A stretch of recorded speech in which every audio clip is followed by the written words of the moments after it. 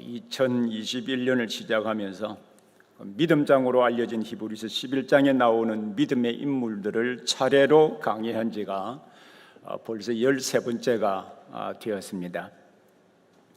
이를 처음 강의해야 되겠다고 생각한 것은 금방 끝날이라고 생각했던 코로나19 감염 문제가 1년이 지나도 해결되지 않고 성도들의 삶만이 아니라 국민들의 삶의 양상들이 달라졌고 매우 많이 힘들어졌기 때문입니다. 그리고 학교 생활만이 아니라 교회 생활도 당시까지 매우 생소하게 들렸던 비대면 강의, 또 비대면 예배가 되었고, 사람들의 삶의 질과 또 자유와 직결된 경제 문제에도 심각한 어려움을 겪게 되었기 때문입니다. 그 외에도 여러 가지 문제가 있어서 이때 성도에게 믿음은 이 시기에 어떤 의미가 있는지 한번 생각해 보기를 원했습니다.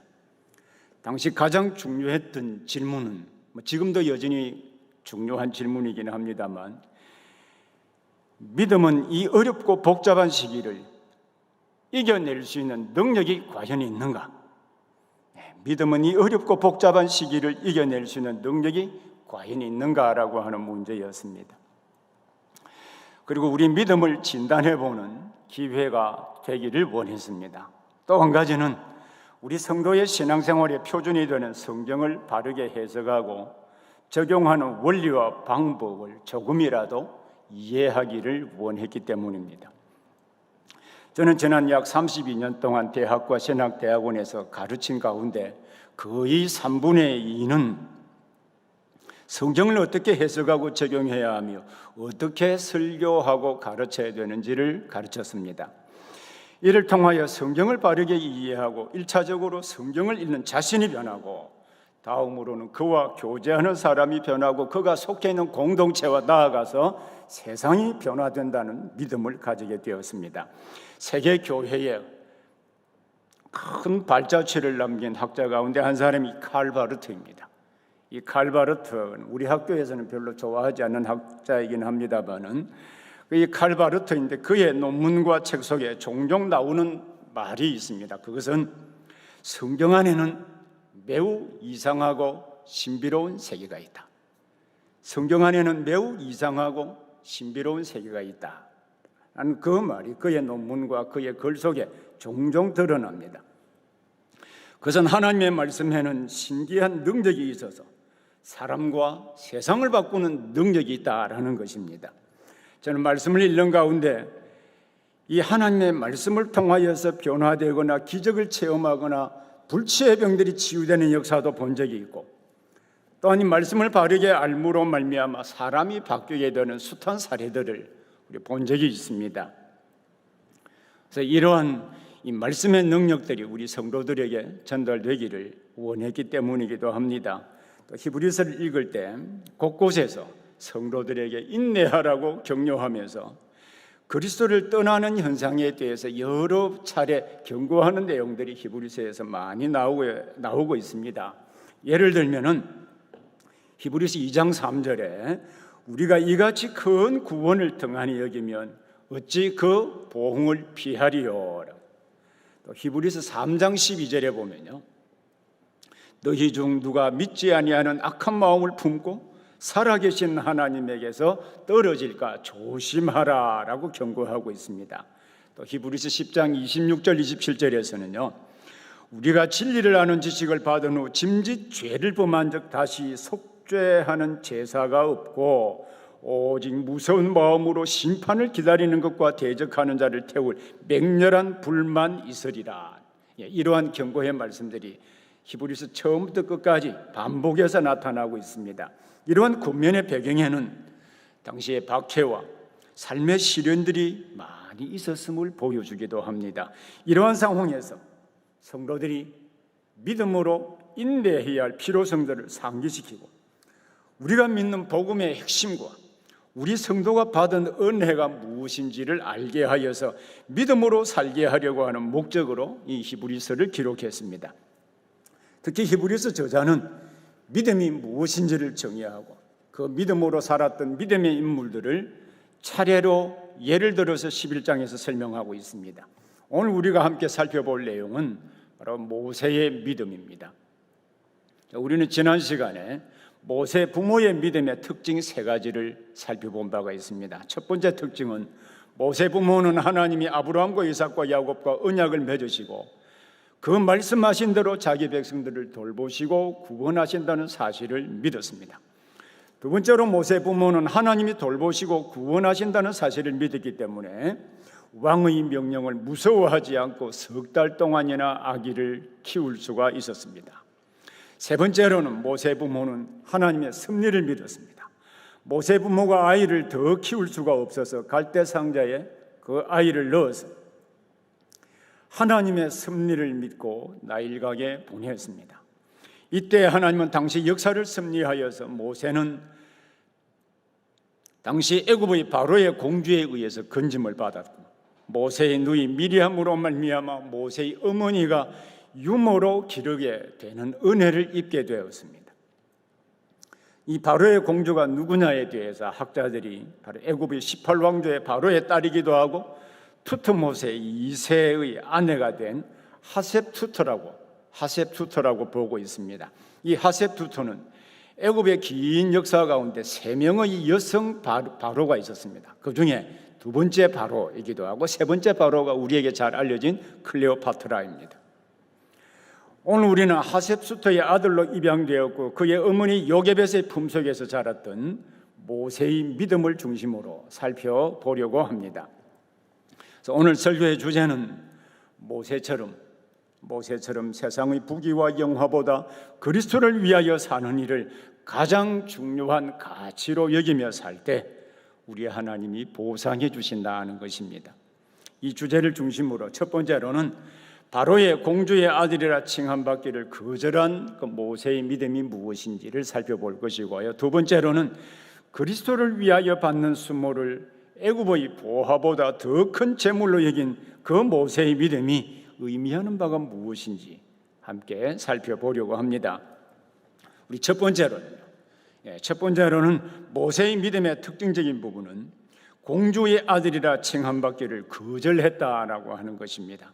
모세의 생애에서 그의 믿음에 많은 특징적인 부분이 있습니다만 그 가운데 바로의 공주의 아들로 칭함받기를 거절한 행동을 히브리서 저자가 먼저 소개하고 있습니다. 자, 히브리서 11장 24절 25절의 말씀을 함께 보겠습니다. 자, 함께 같이 읽겠습니다. 11장 24절 25절입니다. 믿음으로 모세는 장성하여 바로의 공주의 아들이라 칭함받기를 거절하고 도리어 하나님의 백성과 함께 고난받기를 잠시 죄악의 낙을 누리는 것보다 더 좋아하고, 이 본문은 우리가 가진 믿음의 본질이 무엇인지를 잘 보여주고 있습니다. 믿음은 어떤 의미에서 자신의 가치 체계의 중심을 세상과의 관계에서 하나님과의 관계로 옮기는 것을 의미합니다. 당시 모세는 애굽의 18왕조에서 후에 애굽의 역사에 단 3명만 여자 바로가 된 사람 가운데 가장 존경받는 바로인 하셉수터의 아들이었습니다. 모세의 이 믿음은 당시 애굽에서 노예였던 이스라엘 백성들이 지위와 왕자의 지위를 서로 비교해 본다면 그가 포기한 것이 얼마나 놀라운 것을 포기했는지를 알 수 있습니다. 모세는 왕의 궁정에서 누리는 특권과 평안함을 거절했습니다. 모세가 이러한 결정을 할 때를 이 본문에서 모세가 장성하여라고 기록을 하고 있죠. 이때 그의 나이에 대해서 우리 신약성경 사도행전 7장 22절부터 24절에 보면 유명한 스데반의 설교가 기록이 되어 있습니다. 이 스데반이 설교를 기록하면서 이렇게 말했습니다. 모세가 애굽 사람의 모든 지혜를 배워 그의 말과 하는 일들이 능하더라. 나이가 40이 되매 그 형제 이스라엘 자손을 돌볼 생각이 나더니 한 사람이 원통한 일 당함을 보고 보호하여 압제받는 자를 위하여 원수를 갚아 애굽 사람을 쳐 죽이니라. 모세가 장성하여 공주의 아들이라 칭함받기를 거절했을 때의 나이가 40세였습니다. 사도행전에서 모세의 나이가 40세라고 했고 이때 한 사람이 원통한 일을 당하는 것을 보고 보호하여 압제받는 자기 민족을 위하여 원수를 갚아서 애굽 사람을 쳐 죽였습니다. 우리 사도행전의 이 기록은 우리 출애굽기 2장 11절 12절의 말씀을 해석한 것이죠. 출애굽기 2장 11절 12절에 보면 모세가 장성한 후에 한 번은 자기 형제들에게 나가서 그들이 고되게 노동하는 것을 보더니 어떤 애굽 사람이 한 히브리 사람고 자기 형제를 치는 것을 본지라 좌우를 살펴 사람이 없음을 보고 그 애굽 사람을 쳐 죽여 모래 속에 감추니라. 히브리서 저자는 모세가 자기 백성이 어떤 애굽인에 의해서 고통받는 것을 보고 그를 죽인 일을 바로 애굽 왕 바로의 공주의 아들의 지위를 포기한 것으로 기술했습니다. 우리가 구약의 본문을 볼 때 모세의 그러한 행동이 과연 믿음 있는 행동인가? 그가 정말로 믿음으로 이 일을 했을까? 이런 의구심이 있는 것은 사실입니다. 왜냐하면 그의 행동은 하나님을 의지하는 행동이라기보다는 자기의 힘과 능력을 의지했던 것으로 보이기 때문입니다. 하지만 하나님께서는 그러한 모세를 광야에서 40년간이나 훈련하여 하나님의 사람으로 세우셨습니다. 이러한 점들을 고려해 볼 때 모세의 믿음 역시 하나님께서 그 믿음을 주시고 그 믿음을 장성하게 하셨다. 그래서 하나님의 사람으로 세우셨다. 이것을 알 수가 있습니다.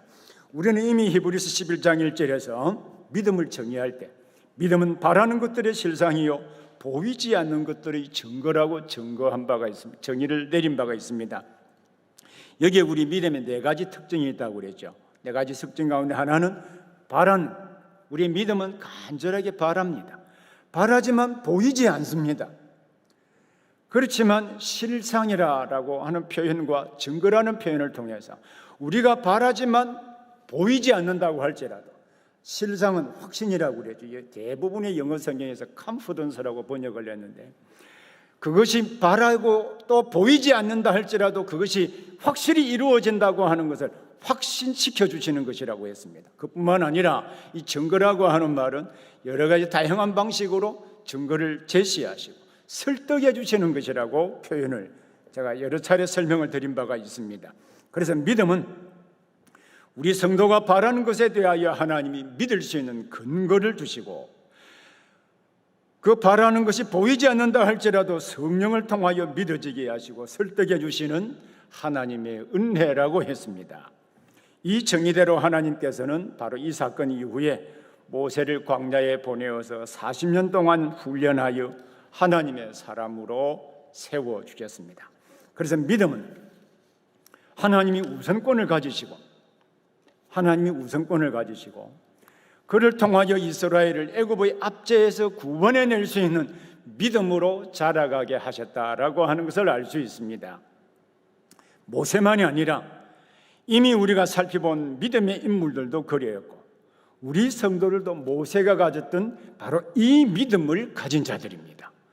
바로 우리가 이러한 믿음을 가졌다라고 하는 것은 하나님이 믿음을 일으키고 하나님이 그 믿음에 대하여 확신을 주시고 그 믿음이 확실하다고 하는 것을 다양한 방법으로 설득해 주시는 그 믿음을 모세도 가졌고 우리도 가졌다라는 뜻입니다. 히브리서 저자는 히브리서 11장에서 믿음의 인물들을 차례로 예를 든 다음에 히브리서 12장 1절부터 2절에 이들을 가리켜서 이 믿음으로 살았던 그 인물들을 가리켜서 구름같이 둘러싼 허다한 증인들이라고 말해요. 우리도 이들과 같이 믿음의 주요 온전하게 하시는 이인 예수를 바라보자라고 했습니다. 이 말씀 다 아시죠? 히브리서 12장 1절 2절을 보십시오. 이러므로 우리에게 구름같이 둘러싼 허다한 증인들이 있으니 모든 무거운 것과 얽매이기 쉬운 죄를 벗어버리고 인내로서 우리 앞에 당한 경주를 하며 믿음의 주여 또한 온전케 하시는 이인 예수를 바라보자. 이게 믿음의 주라고 하는 말은 제가 한 두 차례 설명을 드린 바가 있습니다만 원문의 의미는 믿음의 창시자, 믿음을 시작하신 분이라는 뜻입니다. 예수님은 우리 믿음의 창시자이실 뿐만 아니라 믿음을 완성해 가시는 분이십니다. 믿음의 인물들의 대단한 믿음도 창시자도 하나님이셨고 완전하게 인도해 가시는 분도 하나님이십니다. 당시에 모세는 이스라엘 백성으로 살 수도 있었고 애굽의 궁전에서 왕족으로 지위를 누리며 살 수도 있었습니다. 하지만 모세는 양쪽을 다 선택할 수는 없었습니다. 당시에 고통받는 이스라엘 백성으로 사느냐 아니면 세상적인 지위와 부귀를 누리며 사느냐 하는 것 가운데 어느 한 가지를 선택하지 않으면 안 될 기로에 서게 되었습니다. 하지만 모세는 하나님의 백성과 함께 고난받는 길을 선택했습니다. 세상의 가치 기준에서 볼 때 이 일은 정말 매우 어리석은 행동으로 보일 수도 있습니다. 하지만 참된 신자는 믿음으로 산다라고 할 때 이것이냐 저것이냐의 문제이지 이것도 저것도의 문제는 절대로 아닙니다. 우리가 하나님을 섬기는 일에 있어서 세상의 유익과 갈등을 일으키며 충돌한다면 반드시 하나를 선택해야 합니다. 어떤 사람은 생각하기를 모세가 애굽의 궁전에서 왕자의 지위를 유지하고 있으면서 자기 백성을 도울 수 있지 않았겠느냐라고 말하기도 합니다. 하지만 히브리서 저자는 애굽 궁전의 생활을 잠시 죄악의 낙을 누리는 것 같다라고 표현했습니다. 예수님께서도 하나님을 섬기는 문제에 있어서 아버지나 어머니를 나보다 더 사랑하는 자는 내게 합당치 아니하다라고 하셨습니다. 사실 이 말씀은 과장법입니다. 과장법이긴 합니다만은 이 말씀의 의미는 부모를 사랑하지 말아야 한다는 것을 말하는 것이 아니라 부모님보다 예수님을 더 우선순위에 두어야 된다는 뜻입니다. 이것은 선택을 요구할 때 분명히 하나님을 섬기는 일에 삶의 우선권을 두어야 한다는 뜻이기도 합니다. 믿음이란 때로는 세상에 속한 명예나 이익이나 승진 등을 공개적으로 포기할 것을 요구하기도 합니다. 그것은 우리 성도의 삶의 목적이 세상적인 부귀나 영예나 기쁨을 얻는 데 있는 것이 아니라 하나님과 교제하면서 하나님의 뜻을 이 땅에 실현시키는 일에 있기 때문입니다. 이것이 우리가 늘 고백하고 있는 웨스트민스터 신앙 고백서 가운데 소결의문답 제1문, 그럼 다 아시죠? 사람의 첫째 되는 목적은 하나님을 영화롭게 하고 그분을 영원토록 즐거워하는 것이다라고 우리가 고백하고 있습니다. 바로 이 말씀의 의미이기도 합니다. 모세는 애굽의 궁전에서 그가 누릴 수 있는 모든 것을 다 포기했습니다. 그것은 하나님의 백성과 함께 고난받기를 잠시 죄악의 낙을 누리는 것보다 더 좋아했기 때문입니다. 이것이 믿음을 가진 우리 성도가 우리의 정체성을 드러내며 사는 삶의 방식이기도 합니다. 자, 그렇다고 해서 세상의 영예를 누리는 것 자체, 세상의 부귀와 영예를 누리는 것 자체를 죄악된 것으로 생각해서는 절대로 안 됩니다. 저는 개인적으로 솔직하게 우리 한박교회 모든 성도들이 세상의 부귀와 영화도 누리면서 하나님을 잘 섬기기를 원합니다. 이것은 하나님께서 세상의 부귀와 영예를 은혜로 주시기도 하시기 때문입니다. 다니엘의 경우나 요셉의 경우를 예를 들어 생각해 볼 수도 있습니다. 이들은 모두 이방인의 나라에서 총리로서 부귀와 영화를 누리면서도 하나님을 섬기며 살았습니다. 그래서 우리 성도들에게 하나님의 은혜와 섭리 가운데 세상적인 부귀와 영예가 주어진다면 그것을 소유하며 누릴 수도 있습니다. 하지만 중요한 것은 그것이 목적이 되어서는 안 된다는 것입니다. 하나님을 섬기는 일과 반대가 된다면 언제든지 포기할 수도 있어야 한다는 것입니다. 이것은 우리 믿음 생활에 있어서 하나님을 섬기는 것이 우리의 삶의 가장 우선적인 위치를 차지해야 된다라고 하는 것을 의미하기 때문입니다. 이것이 모세가 보여준 믿음입니다. 특히 모세가 이러한 삶을 살 수 있었던 것은 그가 하나님의 백성이라고 하는 인식 때문입니다. 당시에 하나님의 백성이다라고 하는 말은 하나님과의 언약 관계 속에 놓여 있다는 것을 의미합니다. 하나님과 언약 관계에 놓여 있다고 하는 것은 하나님께서 그들이 하나님이 되고 그들은 하나님의 백성이 된다라고 하는 것을 의미하는 것입니다. 하나님의 백성이 된다는 것은 세상의 어떤 것들과 비교할 수 없는 은혜로운 특권들이 있는 것은 틀림이 없습니다. 하지만 하나님의 백성이 됨으로 감당해야 될 책임도 있습니다. 그것은 하나님의 언약 백성으로서의 언약의 말씀을 지키는 일입니다. 언약의 말씀을 지키며 사는 일은 실제로 그 말씀을 지켜 행해보면 매우 어렵다는 사실을 알게 됩니다. 심지어 하나님의 백성이 되었기 때문에 고난을 받기도 하고 애매하게 불이익을 당하기도 하고 생명의 위협을 느끼기도 합니다. 특히 당시 애굽에서 하나님의 백성이 된다라고 하는 것은 애굽의 종으로 고난을 받으며 사는 것과 동일시 되었습니다. 하지만 모세는 하나님의 백성으로서 고난받는 것을 잠시 죄악의 낙을 누리는 것보다 더 좋아했습니다. 믿음으로 이러한 삶을 선택한 모세에게 기다리고 있었던 것은 도망자의 삶이었고, 내일을 기약할 수 없는 그 삶이 40년이라고 하는 긴 시간 동안 계속되었습니다. 하나님의 백성이 된다고 하는 그 자체가 어떤 형태로든 고난이 따른다고 하는 것을 우리는 유념할 필요가 있습니다. 사도 바울은 디모데, 하나님의 복음의 사역자로 일하고 동시에 성도로 살아가는 자들에게 이렇게 권면한 바가 있습니다. 무릇 그리스도 예수 안에서 경건하게 살고자 하는 자는 핍박을 받으리라. 하나님을 섬기는 자에게 이 세상을 살아가는 동안 편안하고 멋진 인생을 열어주시지 않고 왜 고난을 허용하시는가? 왜 고난을 허용하셨을까요? 여러분도 완전한 천국에 들어가면 꼭 물어보시고 저도 물어볼 예정입니다.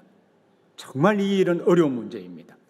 가장 중요한 이유 가운데 하나는 이 세상이 우리가 영원히 쉬게 될 곳이 아니라고 하는 것을 일깨워 주기 위함입니다. 사실 사람들은 세상에 안주하려고 하는 경향들을 누구나 가지고 있습니다. 하지만 하나님께서 성도에게 여러 가지 고난과 어려움들을 때로는 허용하심으로 항상 깨어서 기도하며 겸손하게 하나님을 의지하기를 원하십니다. 그래서 우리 성도는 이 세상에서 하나님의 백성으로 하나님과 교제함으로 헤아릴 수 없는 은혜와 특권을 받기도 합니다마는 하나님의 백성이기 때문에 포기해야 할 때가 있고 고난도 있을 수 있다는 사실을 기억해야 합니다. 이것이 모세의 믿음의 첫 번째 특징입니다. 두 번째로 모세의 믿음의 특징적인 부분은 그리스도를 위해 받는 수모를 애굽의 보화보다 더 큰 재물로 여겼다는 것입니다. 히브리서 11장 26절의 말씀을 함께 보겠습니다. 히브리서 11장 26절입니다. 함께 읽겠습니다. 그리스도를 위하여 받는 수모를 애굽의 모든 보화보다 더 큰 재물로 여겼으니 이는 상 주심을 바라봄이라. 우리가 모세 당시에 그리스도가 오시지도 않았는데 어떻게 모세가 당하는 고난을 그리스도를 위하여 받는 수모라고 말할 수 있겠는가?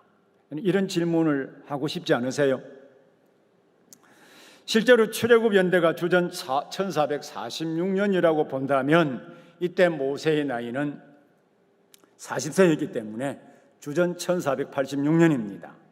그리스도가 이 세상에 오신 때는 주전 6년이기 때문에 1480년이라고 하는 간격이 있습니다. 성령의 영감으로 기록한 히브리서 저자가 이를 몰랐을 리가 없습니다.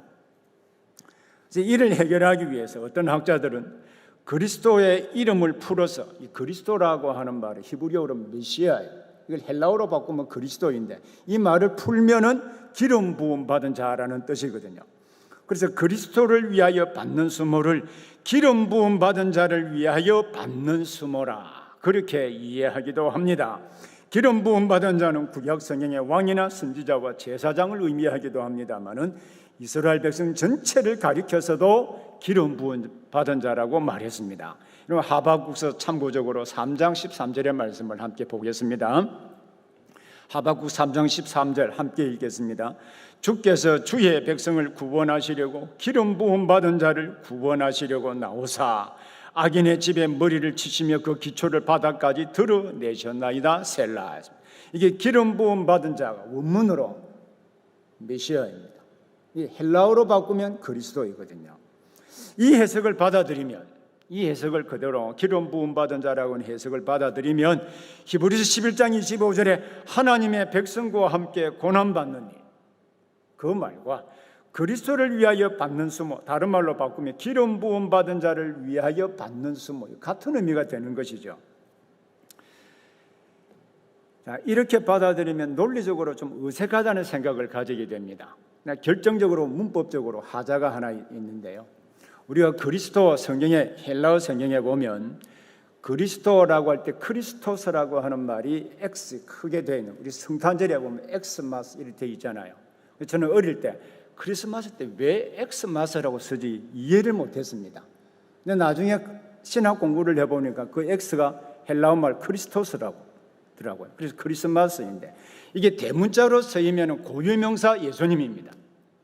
소문자로 쓰면 기름 부음 받은 자의 직분을 의미합니다. 근데 헬라어 성경에는 고유명사로 쓰고 있거든요. 그래서 문법적으로 맞지 않습니다.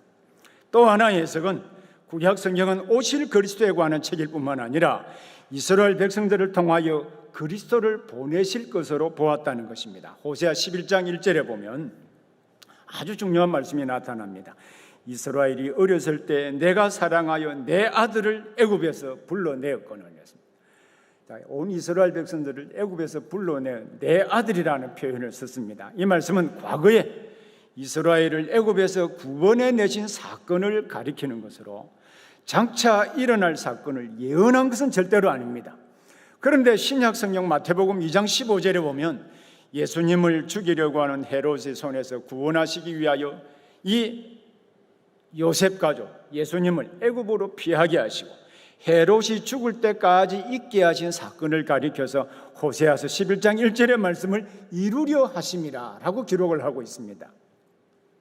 이스라엘을 애굽에서 불러내신 사건은 분명 이스라엘 백성들을 애굽에서 이끌어낸 역사적인 사건을 말합니다. 그런데도 마태복음에서 이 말씀을 예수님이 헤롯의 칼날을 피하여 애굽에 내려갔다가 다시 올라오는 사건에 적용했습니다. 이것은 구약 성경에서 이스라엘 백성의 위치가 바로 오실 그리스도를 보내어서 구원을 이루시는 그 사건을 예표하는 것으로 보았기 때문입니다. 그러면 모세는 자기 백성과 함께 고난받는 것을 그 백성을 통하여 장차 오실 그리스도를 위하여 받는 그 고난으로 과연 히브리 저자가 기록한 그대로 인식했을까 안 했을까, 이 문제가 우리에게 매우 중요한 문제입니다. 다른 말로 하면 모세가 자기 백성을 통하여 오실 그리스도를 바라보았는가라고 하는 문제입니다. 모세가 태어날 때 하나님 보시기에 아름다운 아이임을 보고 바로의 위협에도 그 모세 부모가 석 달 동안 숨겼다는 사실을 지난 시간에 살펴본 바가 있습니다. 이것은 태어날 아기가 애굽의 압제에서 구원할 자라고 하는 어떤 계시가 있었다고 하는 사실도 살펴본 바가 있죠. 바로 이 점은 모세의 출생과 관련된 사건을 설명하는 말씀 가운데 더 선명하게 나타나 있습니다. 바로 그 말씀이 출애굽기 2장 23절에서 25절입니다. 다시 한번 보시죠. 출애굽기 2장 23절부터 25절입니다. 이 말씀을 다 같이 함께 읽겠습니다. 여러 해 후에 애굽 왕은 죽었고 이스라엘 자손은 고된 노동으로 말미암아 탄식하며 부르짖으니 그 고된 노동으로 말미암아 부르짖는 소리가 하나님께 상달된지라. 하나님이 그들의 고통 소리를 들으시고 하나님이 아브라함과 이삭과 야곱에게 세운 그의 언약을 기억하사 하나님이 이스라엘 자손을 돌보셨고 하나님이 그들을 기억하셨더라. 이 말씀은 이 이야기 스토리텔링 방식으로 기록된 하나님의 계시의 말씀, 그 사건을 해설하는 내레이터가, 즉 전지적 시점을 가진 3인칭 화자인 내레이터가 모세의 출생과 미디안으로 도망가는 사건, 3장에서 모세를 부르는 그 사건의 의미를 연결시키면서 해석해 주는 내용입니다. 하나님이 모세를 보내신 것은 이스라엘 백성들이 고난 가운데 부르짖는 소리를 들으시고 아브라함과 이삭과 야곱에게 세운 언약을 기억하고 하나님이 이스라엘을 돌보시기 위함이라는 것입니다. 모세가 이 이야기를 알았을까요? 우리는 히브리서 11장 23절의 말씀을 연구하면서 모세 부모는 아이를 석 달 동안 숨기다가 하나님의 섭리를 믿고 갈대 상자에 모세를 넣어서 나일강물에 보내었는데 하나님의 섭리 가운데 그 바로의 공주가 이 아이를 건져서 아들로 입양한 사실을 여러분 기억하시죠? 자, 그뿐만 아니라 더 중요한 것은 모세의 누이였던 미리암의 지혜로 모세를 낳았던 그의 어머니 요게벳이 그가 장성할 때까지 유모로 모세를 키웠다는 사실도 여러분 기억하시죠?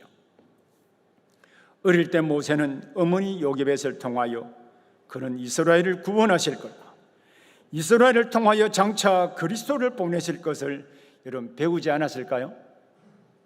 그러므로 모세가 자기 백성과 고난받는 것은 바로 장차 오실 그리스도를 위하여 받는 수모로 인식했다는 것입니다. 그런데 모세는 그리스도를 위하여 받는 수모를 애굽의 보화보다 더 큰 재물로 간주했습니다.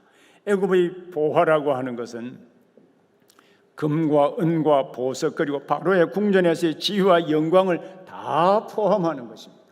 당시 애굽의 세계 바로의 그 궁전에 금이 얼마나 많았는지 우리 1922년에 매우 중요한 이 애굽의 바로 가운데 투탕카멘의 묘가 발견된 일이 있습니다. 그 애굽의 바로에 있던 투탕카멘의 무덤에서 발견된 그 무덤에 관이 3중으로 되어 있었는데 맨 안쪽에 있는, 저도 가서 보았습니다만 맨 안쪽에 있는 그 관이 순금으로 되어 있습니다. 그리고 투탕카멘의 얼굴을 덮었던 가면이 있었는데 아주 찬란한 이 황금 가면으로 세워져 있었습니다. 이것이 애굽의 금과 은과 그 부귀 영화를 그대로 반영해 주는 한 지표이기도 했습니다. 모세는 이것을 다 버렸습니다. 다시 한번 여러분 히브리서 11장 26절을 보기를 바랍니다. 그리스도를 위하여 받는 수모를 애굽의 모든 보화보다 더 큰 재물로 여겼으니 이는 상 주심을 바라봅니다. 사실 우리 시대의 사람들은 애굽에 있는 보화들, 그 황금 보석과 그와 관련된 지위와 명예들, 이것을 더 중요한 재물로 여기고 살고 있지 않습니까? 하지만 모세는 그리스도를 위하여 받는 수모를 가장 큰 재물로 여겼습니다. 여기 재물이라고 번역된 헬라어 단어는 플루토스라고 하는 말입니다. 단순히 물질을 의미하는 것만이 아니라 부와 부 전체, 또 은유적인 의미로 가치를 의미하기도 합니다. 그래서 NIV 성경은 이 말을 value, 가치라고 번역하기도 했습니다. 중요한 것은 모세가 그리스도를 위하여 수모를 당하고 고통을 당하는 것을 가장 중요한 부와 가치로 여겼다는 것입니다.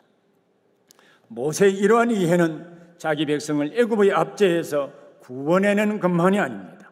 그는 자기 백성을 통해 오실 그리스도를 통하여 이루실 새로운 세상인 하나님의 나라, 소유에 많고 적음이나 신분에 높고 낮음에 의해 차별받는 일이 없이 정의롭고 복된 사회, 더 나아가 고통이나 질병이 없고 죽음이 없이 하나님과 영원히 교제하는 그 나라를 가장 중요한 가치로 여기며 살았다는 것입니다.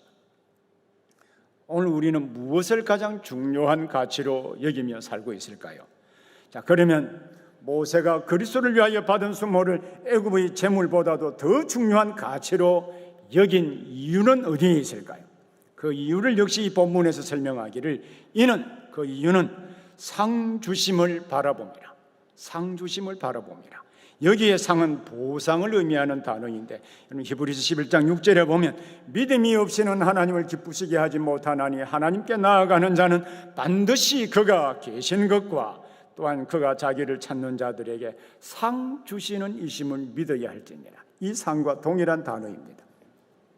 모세가 바로의 공주의 아들이라 칭함받기를 거절하고 하나님의 백성과 함께 고난받으며 그 백성을 통하여 오실 그리스도를 위하여 수모를 받는 것은, 그것을 가장 중요한 가치로 여긴 것은 모든 것을 보상해 주시는 하나님을 바라보았기 때문입니다. 하나님께서 상 주시는 것은 세상에 속한 어떤 보화로도 살 수 있는 성격이 아닙니다. 이 상은 완전한 하나님 나라에서 받게 될 보상을 의미하기도 합니다마는 이 세상에서 하나님의 말씀대로 그의 계명을 지키며 살아가는 사람들에게도 누릴 수 있는 현재적인 보상 역시 포함을 하고 있습니다. 모세는 바로 이러한 보상을 바라보았던 것입니다. 이것이 모세의 믿음의 두 번째 특징입니다. 자, 그러면 모세가 공주의 아들이라 칭함받기를 거절하고 자기 백성과 함께 고난을 받으면서 그리스도를 위하여 받는 수모를 가장 중요한 가치로 여기며 살았던 그의 믿음의 결과는 어떠했을까요? 그 믿음의 결과는 어떠했을까요? 모세는 40년 뒤에 40년 동안 애굽에서 고통받는 이스라엘을 구원하는 일을 했습니다. 이뿐만 아니라 자기 백성을 통하여 오실 그리스도를 바라보았듯이 그리스도가 이 세상에 오셔서 우리의 구원을 이루시기 위하여 그가 바라본 대로 오셨습니다. 그리스도가 이 세상에 오셔서 십자가를 지시기 전에 그리스도께서 한 높은 산에서 변형이 되실 때 모세가 엘리야와 함께 나타났습니다. 여러분 누가복음 9장 29절부터 31절 말씀을 함께 보겠습니다. 누가복음 9장 29절부터입니다. 29절부터 31절입니다. 같이 읽겠습니다. 기도하실 때에 용모가 변화되고 그 옷이 휘어져 광채가 나더라. 문득 두 사람이 예수와 함께 말하니 이는 모세와 엘리야라. 영광 중에 나타나서 장차 예수께서 예루살렘에서 별세하실 것을 말할세. 바로 이 말씀이 의미하는 것은 모세가 상 주심을 바라본 것처럼 하나님이 그를 하나님 나라에서 영원히 살게 하실 뿐만 아니라 그리스도의 구속 계획에 참여하는 그 보상을 받았음을 보여주고 있습니다. 이 말씀을 들었을 때 당시에 복음으로 말미암아 박해를 받기도 하고 소유를 빼앗기기도 하는 그 고통받는 삶의 현실을 맞기도 했던 당시 성도들, 심지어 죽을 수도 있었던 당시의 성도들에게 이 모세의 믿음을 통하여 도전도 받고 격려도 되지 않았을까요? 그리스도를 위하여 고난받는 것을 죄와 고통이 없는 새로운 세상인 하나님의 나라를 이 땅에 세우는 과정으로 여기는 가장 중요하고 가치 있는 일로 인식하지 않았겠습니까? 그리고 하나님이 어떤 형태로든 보상해 주신다는 사실을 믿고 믿음 생활에 힘을 내어서 모이기에 열심을 낼 뿐만 아니라 하나님의 계명을 지키며 새로운 세상을 말씀에 따라 바꾸어 가기를 열심을 내지 않았겠습니까? 오늘 우리 대한민국에서 자유롭게 신앙생활을 할 수 있는 것은 앞선 이 신앙의 선배들이 믿음으로 이러한 씨앗을 뿌린 결과입니다. 자, 오늘 우리는 모세의 믿음을 함께 연구하면서 그의 믿음의 두 가지 특징을 살펴보았습니다. 첫째는 모세는 바로의 공주의 아들이라 칭함받기를 거절한 믿음이었고, 둘째는 그리스도를 위해 받는 수모를 애굽의 보화보다 더 큰 가치로 여긴 믿음이었습니다. 모세는 현재 이 세상에서 누릴 수 있는 그 어떤 것보다도 하나님께서 보상해 주실 것을 가장 귀중한 가치로 간주하며 살았습니다. 그래서 공주의 아들이라 칭함받기를 거절하고 하나님의 백성과 함께 고난받는 것을 잠시 죄악의 낙을 누리는 것보다 더 좋아할 수가 있었던 것입니다. 그리고 애굽에 있는 모든 재물보다도 그리스도를 위하여 고난받는 것을 가장 중요한 가치로 여기고 살 수 있었던 것입니다. 이 믿음의 결과로, 이 모세의 믿음의 결과로 이스라엘을 애굽에서 구원해낼 뿐만 아니라 영원히 살아서 그가 바라본 그리스도의 구속 계획에 함께 참여했습니다. 오늘 우리도 이 모세의 믿음을 본받아 세상의 가치보다 하나님과 교제하면서 정의롭고 복된 사회, 더 나아가서 죄와 죽음이 없고 고통이 없는 새로운 나라를 세우는 모세 같은 믿음을 가진 사람들이 되기를 바랍니다. 한번 기도하겠습니다.